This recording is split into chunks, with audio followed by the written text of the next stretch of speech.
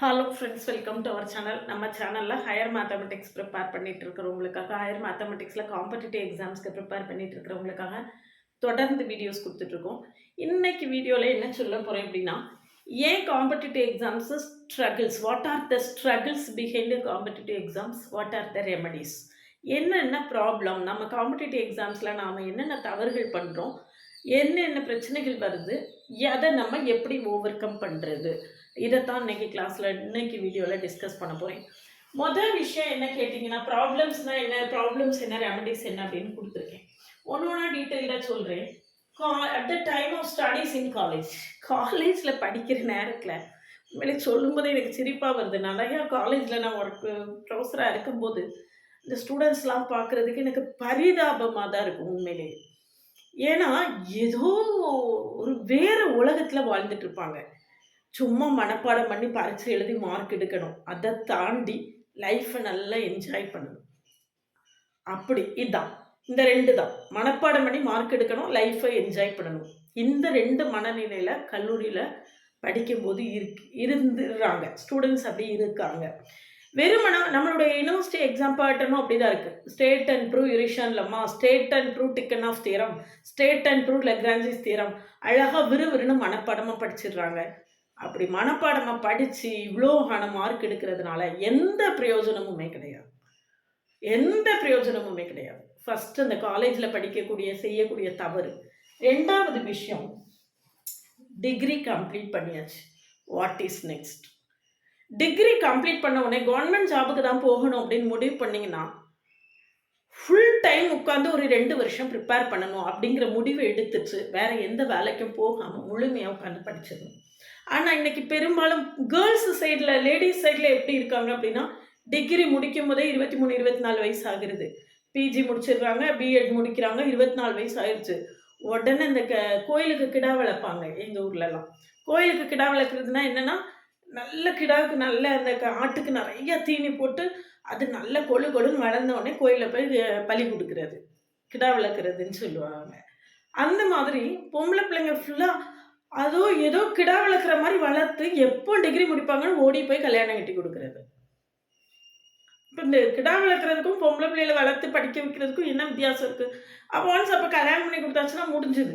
அவங்க கல்யாணம் ஆகாத பிள்ளைங்க ஃபுல்லாக கல்யாணம் ஏதோ உலகத்தில் ஒரு பெரிய ஒரு கிஃப்ட் அப்படின்னு நினச்சிக்கிறாங்க. உலகத்தில் பெரிய பனிஷ்மெண்ட்டே கல்யாணம் தான். அது நல்ல மேரீடு பீப்புள் எல்லாருக்குமே தெரியும்.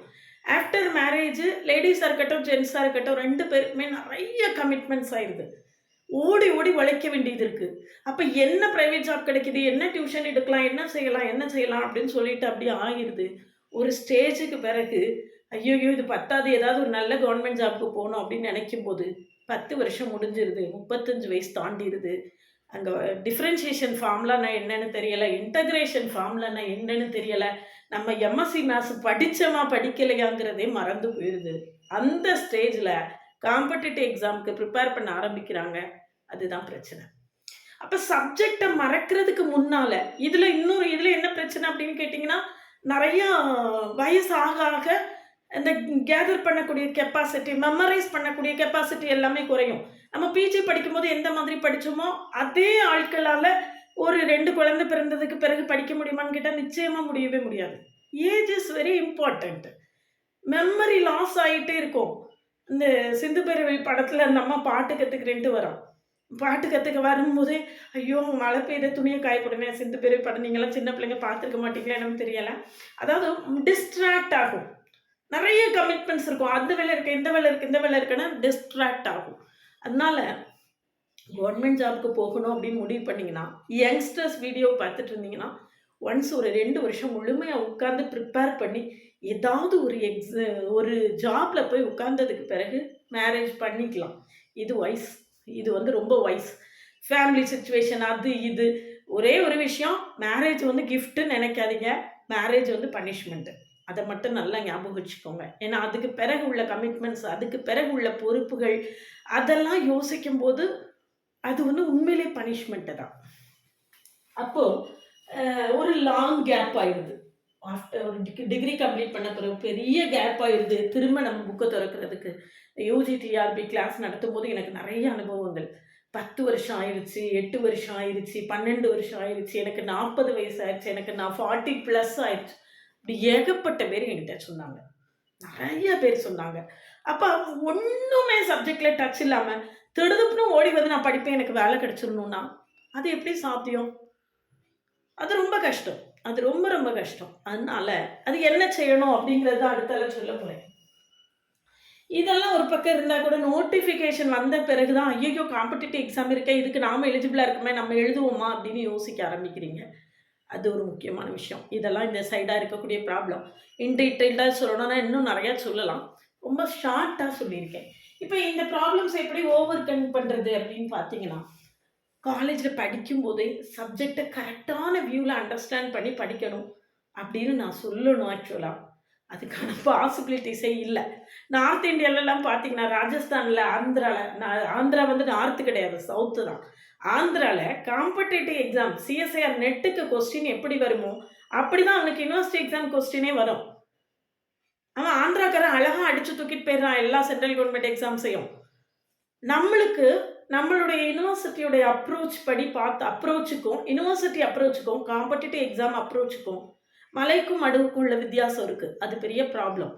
சரி வேற வழி கிடையாது அப்படின்னா கூட, டிகிரி முடிச்சதுக்கு பிறகு காம்படிட்டிவ் எக்ஸாம்ஸ்க்காக ப்ரிப்பேர் பண்ணும்போது, சப்ஜெக்ட்ட நல்லா அண்டர்ஸ்டாண்ட் பண்ணி, ஈச் அண்ட் எவரி கான்செப்ட்ட நல்லா அண்டர்ஸ்டாண்ட் பண்ணி கத்துக்கிட்டோம் அப்படின்னு சொல்லியாச்சுன்னா, எந்த ப்ராப்ளம் வந்தாலும் நம்ம என்ன செய்திடலாம்? ஃபேஸ் பண்ணிடலாம். அடுத்தது ரெகுலரா ப்ரிப்பேர் பண்ணணும். Regular preparation is most important. நேத்து யாரோ எக்ஸ்ஆர்ஓ என்கிட்ட பேசினாங்க. நெறைய ப்ராப்ளம் வீட்ல அந்த பிரச்சனை, இந்த பிரச்சனை, குழந்தைக்கு உடம்பு சரியில்ல எக்ஸெட்ரா, எக்ஸெட்ரா. எல்லாமே இருக்கும். நான் அதான் ஏற்கனவே சொன்னேன்ல, முதல்லயே சொன்னது என்னது மேரேஜ் இஸ் அ பனிஷ்மென்ட் அப்படின்னு சொல்லி. மேரேஜ் இஸ் அ பனிஷ்மென்ட் தான். அதுக்கு பிறகு ஃபுல்லா வாழ்க்கை ஃபுல்லா பிரச்சனை தான். அதனால ஒரு ஒரு ஜாப்ல போய் உட்கார்ந்ததுக்கு பிறகு நம்ம மேரேஜ பத்தி யோசிச்சுட்டோம் அப்படின்னு சொல்லியாச்சுன்னா, அதுக்கு கொஞ்சம் டைம் எடுக்கும். ஒரு 25 டூ 27க்குள்ள.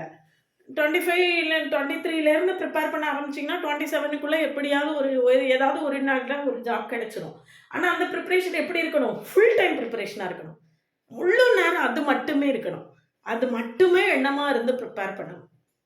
அப்படி ப்ரிப்பேர் பண்ணா தான் நம்மளுக்கு என்ன செய்ய முடியும்? எந்த எக்ஸாமா இருந்தாலுமே கிளியர் பண்ண முடியும். ரெகுலர் ப்ரிப்பரேஷன் தினமுமே ப்ரிப்பேர் பண்ணணும். டெய்லி ஒரு 2 ஹவர்ஸ் வச்சுக்கோங்க. 1 ஹவர் தியரி பார்ட் படிக்கிறீங்க. 1 ஹவர் எம்சிக்யூஸ் பிராக்டிஸ் பண்றீங்க. இப்படி யார் எந்த ராஜா எந்த பட்டணம் போனாலும் இத செஞ்சிடணும். அப்படிங்கிற மாதிரி பிளான் பண்ணிட்டீங்க அப்படின்னா, நோட்டிஃபிகேஷன் வர்றப்போ நம்ம ஃபுல்லா கம்ப்ளீட்டா ப்ரிப்பேர்டா இருப்போம். இந்த ரிவிஷன் மட்டும் தான் பண்ற மாதிரி ஒரு சிச்சுவேஷன் இருக்கணும். அதுக்கு நம்ம நம்மள தயார்படுத்திக்கணும். நீங்க எந்த எக்ஸாம்க்கு ப்ரிப்பேர் பண்றதா இருந்தாலும் சரிதான், இப்படி ப்ரிப்பேர் பண்ணிக்கணும். வாட் எவர் இட் பி டிஎன்பிஎஸ்சியா இருக்கட்டும், டிஆர்பியா இருக்கட்டும், ஸ்டேட் பேங்கா இருக்கட்டும், ஏது பேங்க் எக்ஸாமா இருக்கட்டும், ரயில்வேஸா இருக்கட்டும், எதுவாக இருந்தாலும் எந்த எக்ஸாம்க்கு ப்ரிப்பேர் பண்றீங்களோ, அத ரொம்ப ரெகுலரா ஒரு நாள் தவறாம ப்ரிப்பேர் பண்ணிட்டே இருக்கணும். தியரி பார்ட் படிச்சுட்டே இருக்கீங்க, எம்சிக்யூஸ் பிராக்டிஸ் பண்றீங்க, படிக்கிறீங்க, பிராக்டிஸ் பண்றீங்க, படிக்கிறீங்க, பிராக்டிஸ் பண்றீங்க. இந்த ஹேபிட்ட வச்சுட்டே இருந்தீங்க அப்படின்னா, இது ஒண்ணும் பெரிய கஷ்டம் கிடையாது. இது வந்து ஒருவேளை நீங்க ஜாப்ல இருந்தீங்கன்னா கூட, நைட்டு வந்து ஒரு 2 மணி நேரம் ஒதுக்க முடியும். இல்ல ஜாப்ல இல்ல, ஜென்ட்ஸ் எல்லாம் நெறைய பிரச்சனைகள் இருக்கு. எல்லாருக்குமே வாழ்க்கையில நெறைய பிரச்சனைகள் இருக்கு. ஃபினான்ஷியலா ப்ராப்ளம் இருக்கு. டிகிரி முடிச்சோனே வேலைக்கு போக வேண்டிய பிரைவேட் ஜாப்ல ஒரு வேலைக்கு போக வேண்டிய கட்டாயம் இருக்கு. இப்படிலாம் இருந்தா கூட, ஒரு பர்ட்டிகுலர் டைம அலாட் பண்ணிக்கோங்க. Daily 2 hours.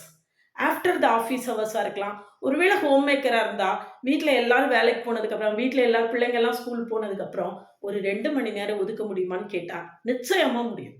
யாராலயுமே இது முடியாதுன்னு சொல்லவே முடியாது. நிச்சயமா முடியும். அந்த மாதிரி ஒரு 2 ஹவர்ஸ்ல டெய்லி எம்சிக்யூ சால்வ் பண்றீங்க. டெஸ்ட் எல்லாம் பிராக்டிஸ் பண்றீங்க. அப்படி ப்ரிப்பேர் பண்ணி, தினம் எல்லாம் எந்த எக்ஸாம்க்கு படிக்கிறீங்களோ, படிச்சு முடிச்சுட்டு ரெடியா இருந்தீங்க. நோட்டிஃபிகேஷன் வர்றப்போ, ஜஸ்ட் ரிவிஷன் டெஸ்ட் எழுதுறீங்க, மார்க் டெஸ்ட் எழுதுறீங்க, எக்ஸாம ஃபேஸ் பண்றீங்க அப்படிங்கிற மாதிரி பிளான் பண்ணா, நிச்சயமா நம்மளால என்ன செய்ய முடியும்? எக்ஸாம் எந்த காம்படிட்டிவ் எக்ஸாமா இருந்தாலும் கிளியர் பண்ண முடியும். காம்படிட்டிவ் எக்ஸாம் பிரிப்பரேஷன் வந்து ஷார்ட் பீரியட் கிடையாது. அது ஒரு லாங் பீரியட். நான் சொல்றேன்ல 23ல ப்ரிப்பேர் பண்ண ஆரம்பிச்சீங்கன்னா, 27க்குள்ள அப்பாயிண்ட் ஆயிருவீங்க. 27ங்கிறது நான் ரொம்ப லாங்காக தான் சொல்கிறேன். 4 இயர்ஸ் டைம் சொல்கிறேன். ஏன் அப்படின்னா, ஒரு டிஆர்பிக்கு அடுத்த டிஆர்பிக்கு நடுவில் தான் 2 வருஷம் கேப் ஆயிருதுல்ல. இந்த வருஷம் 21ல பிஜிடிஆர்பி வந்தது. அதுக்கப்புறம் 22 வரல, 23 வரல, 24ல வரும்னு சொல்லியிருக்காங்க. அவ்வளோ கேப் ஆயிருது இல்லையா? அதுக்காக சொல்கிறேன் நான். 1ல விட்டுட்டோம் அப்படின்னா, அடுத்தது எடுக்கிறதுக்கு நடுவில் நம்மளுக்கு 2 இயர்ஸ் கேப் ஆயிருது. டிஎன்பிஎஸ்சி குரூப் 4 இருக்கட்டும், குரூப் 2 இருக்கட்டும்.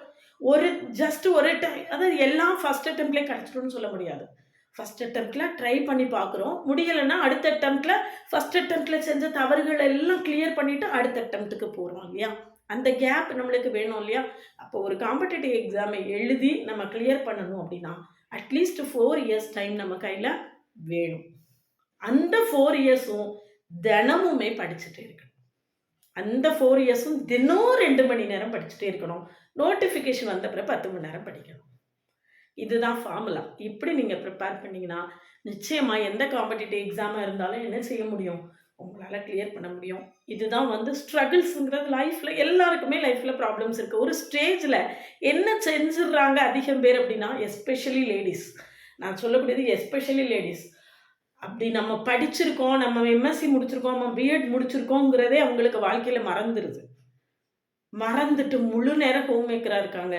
ஒரு சர்டன் ஸ்டேஜுக்கு அப்புறம் ஓடி வந்து ஐயோ பிள்ளைங்களாம் வளர்ந்துட்டாங்க, நான் இன்னும் கொஞ்சம் படிக்கலாம்னு நினைக்கிறேன் அப்படிங்கும்போது நம்ம ரொம்ப பேக்லாக் ஆகிடுறோம். இந்த ப்ராப்ளம் வந்து என்கிட்ட நிறையா ஃபேஸ் பண்ணேன். நான் அதிகம் லேடிஸ் என்கிட்ட சொன்னது இது. என்கிட்ட நிறைய இருக்கிறதுல முக்கால்வாசி லேடிஸ் என்கிட்ட சொன்ன விஷயம் இது. அதனால அப்படி இல்லாமல் காம்படிட்டிவ் எக்ஸாம் கிளியர் பண்ணணும் அப்படிங்கிறத மைண்டு ஓரத்தில் வச்சுட்டு அதுக்காக ப்ரிப்பேர் பண்ணிக்கிட்டே இருக்கிறது ரெகுலராக ஒரு 2 ஹவர்ஸ் ப்ரிப்பேர் பண்ணிகிட்டே இருங்க. நிச்சயமாக கிளியர் பண்ண முடியும். அது ரொம்ப regular preparation is more and more important. சரிதானா? அதனால் இந்த மாதிரி ப்ரிப்பேர் பண்ணிவிட்டு இந்த வீடியோ இது வந்து உங்களுக்கு ஹெல்ப்ஃபுல்லாக இருக்குமா இல்லையான்னு தெரியலை. எனக்கு இப்படியெல்லாம் பண்ணலாம் அப்படின்னு தோணுனதுனால சொல்லியிருக்கேன். பட் டிஎன் செட் பிஜிடிஆர்பி 2 எக்ஸாமுமே டிஎன் செட் பிஜிடிஆர்பி 2 எக்ஸாமுமே நம்மளுக்கு இந்த தடவை 2024ல் எக்ஸாம் இருக்கும் அப்படின்னு சொல்லியிருக்காங்க. 2024ல் எக்ஸாம் இருக்குன்னா மே மாதம் நோட்டிஃபிகேஷன் வந்ததுக்கப்புறம் ஓடி வந்து நான் டிஎன் செட் படிக்க போகிறேன்னு சொல்லாதீங்க. யூஜிடிஆரில் நிறையா பேர் அப்படி பண்ணீங்க. அது எழுதணும்னு நீங்கள் இப்போ முடிவு பண்ணிட்டீங்கன்னா this is the right time. இப்போவே இருந்து ப்ரிப்பரேஷன் ஆரம்பிங்க. எப்போ நோட்டிஃபிகேஷன் பிஜிடிஆர்பி ஆகஸ்ட்டில் நோட்டிஃபிகேஷன் தான் சொல்லியிருக்காங்க. சொன்னதே ஆகஸ்ட்டில் தான் சொல்லியிருக்காங்க. இப்போ இருந்து ப்ரிப்பேர் பண்ணுங்கள். ஈஸியாக நம்ம என்ன செய்திடலாம், கிளியர் பண்ணிடலாம். கம்ப்ளீட் கோர்ஸ் இருக்குது. ஒரு 3000 எம்சிக்யூஸை கிளாஸில் டிஸ்கஸ் பண்ணுவேன். ஒரு 1000+ எம்சிக்யூஸை டெஸ்ட் கொடுப்பேன். டோட்டலாக ஒரு 4000+ எம்சிக்யூஸ் ப்ராக்டிஸ் பண்ணுற மாதிரி இருக்கும். இது யூஜிடிஆர்பிக்கு ப்ரிப்பேர் பண்ண எம்சிக்யூஸ் கிடையாது. பிஜிடிஆர்பிக்கு டிஎன் செட்டுக்கு அதுக்கான லெவலில் புதுசாக ப்ரிப்பேர் பண்ணியிருக்கேன். கிளாஸில் ஜாயின் பண்ணவில்லைங்கன்னா காண்டாக்ட் பண்ணுங்கள். கிளாஸஸ் எப்படி இருக்குன்னு கமெண்ட்லேயும் டிஸ்கிரிப்ஷன் லிங்க் கொடுத்துருக்கேன். போய் பார்த்துட்டு கிளாஸஸ் பிடிச்சிருந்ததுன்னா ஜாயின் பண்ணுங்கள். ஒரு டெலிகிராம் குரூப்போட லிங்க் கொடுக்குறேன், அதில் ஜாயின் பண்ணிக்கோங்க.